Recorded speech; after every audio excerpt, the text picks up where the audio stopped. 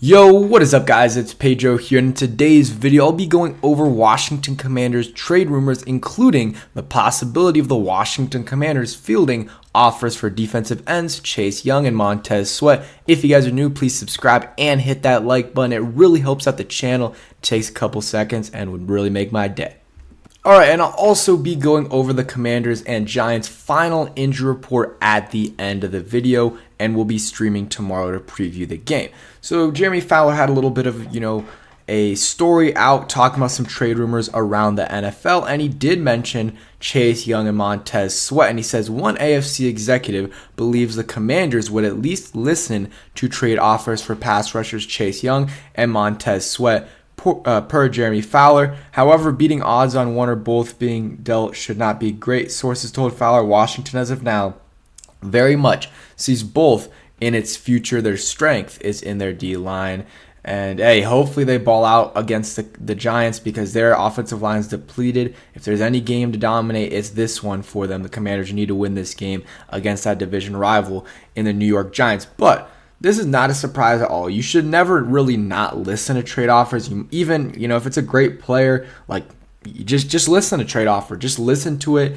There's really not, it's not going to hurt you to listen to it. In terms of actually engaging in trade talks, that's a little bit different because it can hurt player relationships and everything. But just listening to the trade offer, I don't think it's a bad idea at all. I don't think the Commanders should trade either of these guys, Chase Young or Montez Sweat, unless they get an amazing offer. And I think at this point, they're probably not going to get an amazing offer for either of them. If you feel really good about, or if you feel like you're going to bring one of these guys back and not the other, okay, then maybe trade that guy and then bring the other guy back. If you feel confident you can do that.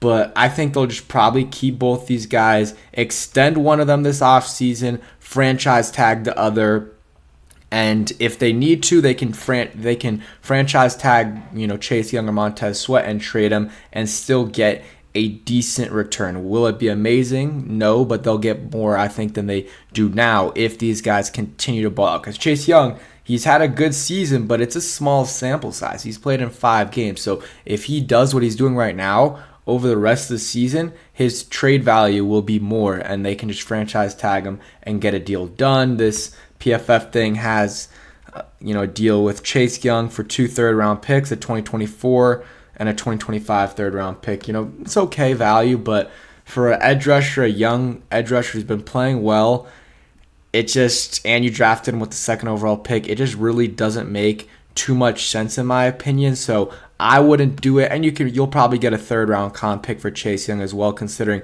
all the guys they have that are free agents this year. At least a couple of them are going to leave, and if Chase Young leaves, he's going to get paid a lot, and you'll get a 3rd-round comp pick for him. So I would not trade Chase Young or Montez Sweat unless you get an amazing deal, and if you do, then consider it. But I think what Jeremy Fowler said is not a surprise at all. Just listen to the trade offers, and maybe they'll consider it, but I doubt it unless they get blown away by an offer. I mean, Chase Young's been really solid this year, 5th in the NFL with 31 QB pressures, and he missed a game. Would like for him to get to the quarterback a little bit more, finish those sacks, but hey, he's been good, and I think he'll get those sacks. I mean, he has 3 sacks ish around that, and almost had another one in the Falcons game. Hopefully, he can finish a little bit better and get more sacks, and he'll get paid. I mean, he's going to get paid regardless. He's going to get a decent amount of money, but he can get even more if he really has a good year, good rest of the year, and gets those sack totals up, because he's getting the pressures, which is good, and is setting other guys up. But if he gets those sacks, that's what's really going to get him paid.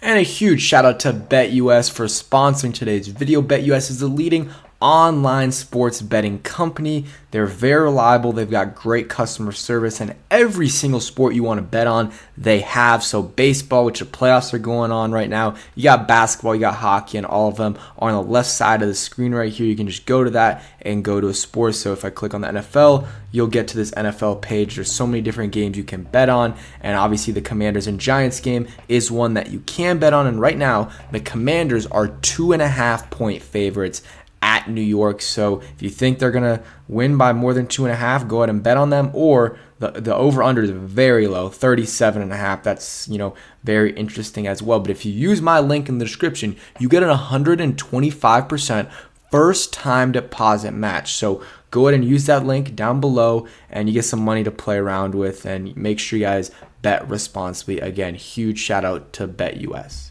Okay, so real quick, another trade rumor for the Commanders, is rumored a little bit earlier in the season that they could possibly trade quarterback Jacoby Brissett. There's teams interested in backups like the Jets. A lot of Browns fans want the Browns to trade back for, not trade back, but bring back Jacoby Brissett, and that would have to be through a trade. I don't know. I'm kind of in the middle because obviously Sam Howell has been good for the Commanders, and he's a bright spot, but he has been getting hit a lot.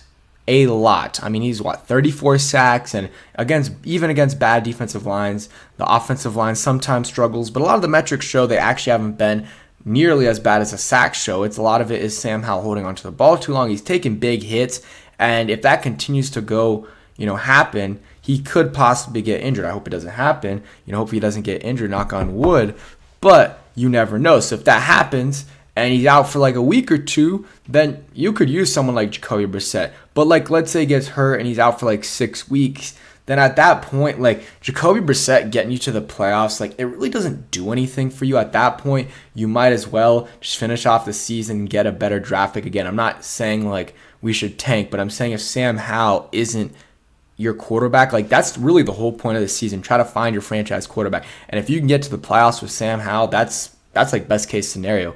But if he's out and you're just playing Jacoby Brissett, I don't see a huge benefit in that, making the playoffs with Jacoby Brissett, and then it just really doesn't do anything for you because there's going to be a new regime in there next year. But if the offers aren't great, I don't really see the benefit of trading him for a 6th round or 7th round pick at all. Even a 5th round, I just don't see it.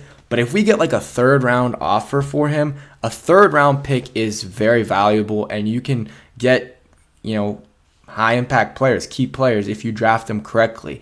And in that case, I wouldn't mind it, and you'd be fine bringing in Jacoby Brissett or trading Jacoby Brissett. I know a lot of people would have an issue with that, and hey, I know there's going to be people in the comments saying I'm crazy for saying that. But a 3rd round pick, I will take that and just tell Sam, man, you got to take fewer hits. You got to slide, which he did do in the Falcons game once, which is good, and then just get rid of it a little bit quicker. And you'll, take fewer hits. But I understand the people that, absolutely do not want to trade Jacoby Brissett. I do understand both sides.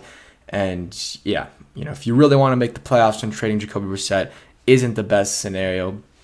And yeah, I understand both sides. Injury report. Okay. So really good news for the Commanders. Not a single guy is even questionable. Kendall Fuller, Jonathan Allen, Cosme, Curl, Holmes, Chris Paul, James Smith-Williams, St. Juice, and Montez Sweat. All those guys are good to go. Kendall Fuller was limited on Friday, but yesterday he said he's going to play, and, he backed that up with, he's not even questionable. And then some other guys that were dealing with injuries, they all practiced in full today, so that is very good news for the Commanders. On the Giants front, they're dealing with a lot of injuries. So Matt Pert, I think he might be one of their starters. He's out. John Michael Schmitz, 2nd round pick, I think out of Wisconsin. He is out. He's a starter. Andrew Thomas, I don't know if he made All-Pro, but he's really good. He definitely made a Pro Bowl last year. He's out. And they got their starting cornerback, Adoree Jackson, questionable. Daniel Jones, questionable. I would probably lean towards him not playing. And then Evan Neal, starting right tackle, who has struggled this year, is questionable. But he went from a limited to a DNP. I don't think he's playing if that's the case. Saquon's still a little bit banged up. And let's see. Shane Lemieux, offensive lineman, starter, I think, at guard, one of the guard positions. He's out for the year with a torn bicep. And then I can't remember the other guy's name, but their guy that was in for Andrew Thomas, who's, their starting left tackle. So their backup left tackle has been their starter for the last, few weeks with Andrew Thomas out. He's likely out for the year. So their offensive line is very, banged up. They're down to their 3rd string left tackle, and I think that might be Justin Pugh. And then, they got Shane Lemieux, who's out, John Michael Schmitz, who's out, Matt Pert, who's out, and then, Evan Neal might be out. So offensive line is very banged up, and there's no excuse at all for this D-line not to dominate. They absolutely need to dominate, need to have a great game. And yeah, this is a classic game though where everything points in the direction of the D-line dominating, and then they, in the past when I've thought this, they disappoint. I'm hoping that's not the case. I'm really hoping that's not the case. But we're just going to have to wait and see, man. But I really hope this defensive line dominates, because if they do, we're going to win this game. And then I hope Daniel Jones doesn't play, because he has our number. He owns us. I know Trod Taylor's not bad at all. I mean, fellow Hokie, but, we struggle against Daniel Jones for sure. So I would not mind him missing this game. But that's it for today's video. Hope you guys did enjoy. We'll be streaming tomorrow previewing the Giants game. Thanks for watching, and peace.